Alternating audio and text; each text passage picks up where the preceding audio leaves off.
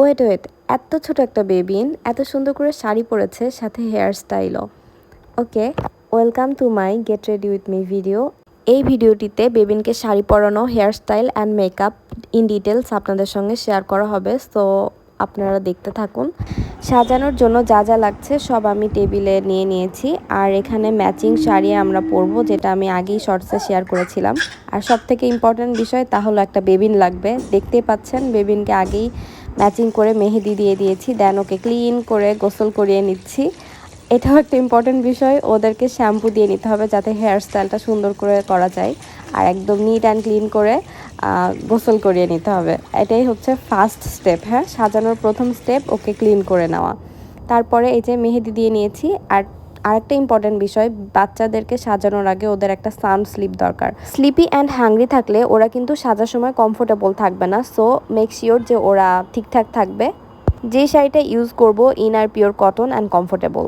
শাড়ি পরানো এবং হেয়ার স্টাইলের আগে ওদের মেকআপটা করে নিতে হবে, দেন শাড়ি পরানো অ্যান্ড হেয়ার স্টাইল।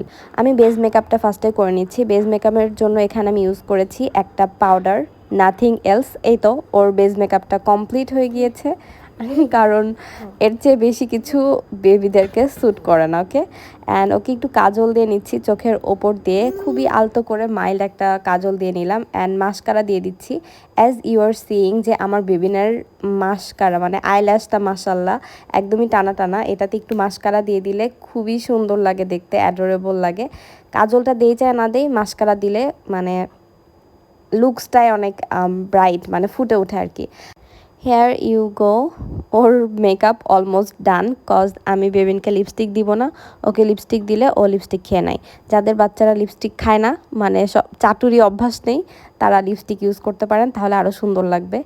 ফার্স্টে যখন মেকআপ কমপ্লিট হয়ে যাবে দেন শাড়িটা পরিয়ে নিতে হবে। শাড়ি পরানোর পরে ওকে জুয়েলারি পরিয়ে দিতে হবে। আর সবার শেষে যে স্টেপ সেটা হলো হেয়ার স্টাইল। কজ বেবিনরা হেয়ার স্টাইল রাখতে চায় না, মোস্ট অফ দ্য বেবিন, জাস্ট আমার বেবিনই না। এই তো ওর সাজগোজ কমপ্লিট। নাও ম্যাচিং শু পরে আমরা বাইরে চলে এসেছি।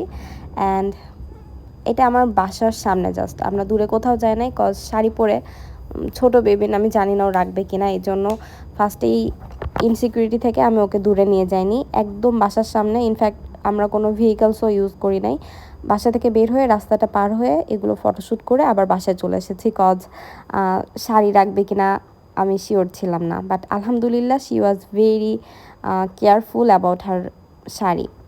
অন্য সময় যখন বাসায় থাকি ওকে যখন হেয়ার ব্যান্ড আর ক্লিপ লাগিয়ে দেই, ও দেন অ্যান্ড দেয়ার খুলে ফেলে অ্যান্ড সেটা আবার কামড়াতে শুরু করে।